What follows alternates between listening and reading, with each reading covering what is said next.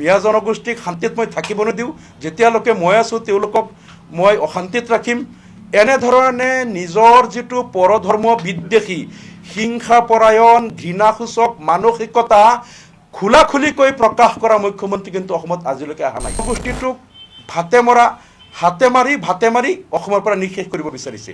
দুৰ্ভাগ্যজনক কথাটো হ'ল এগৰাকী মুখ্যমন্ত্ৰীৰ যদি এইটো মনোবৃত্তি হয়, তেওঁৰ যদি এইটো মানসিকতা হয়, তেনেহ'লে এই ৰাজ্যখনৰ ভৱিষ্যত কি হ'ব?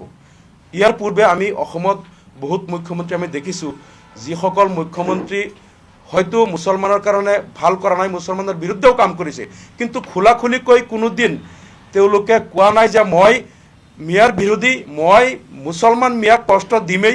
দেখি আছোঁ যে তেওঁ অসমত যিটো সাতামপুৰুষীয়া ঐক্য সম্প্ৰীতি শংকৰ আজানৰ মিলনভূমিক এক মানৱতাৰ বৌদ্ধভূমিত পৰিণত কৰি ক্ষমতা দখল কৰাৰ তেওঁ অপচেষ্টা কৰি আছে।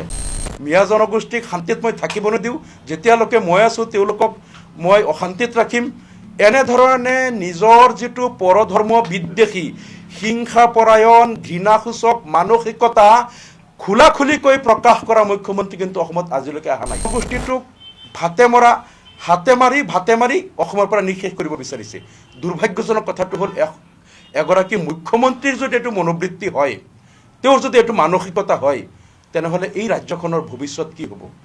ইয়াৰ পূৰ্বে আমি অসমত বহুত মুখ্যমন্ত্ৰী আমি দেখিছোঁ, যিসকল মুখ্যমন্ত্ৰী হয়তো মুছলমানৰ কাৰণে ভাল কৰা নাই, মুছলমানৰ বিৰুদ্ধেও কাম কৰিছে, কিন্তু খোলাখুলিকৈ কোনোদিন তেওঁলোকে কোৱা নাই যে মই মিয়াৰ বিৰোধী, মই মুছলমান মিয়াক কষ্ট দিমেই।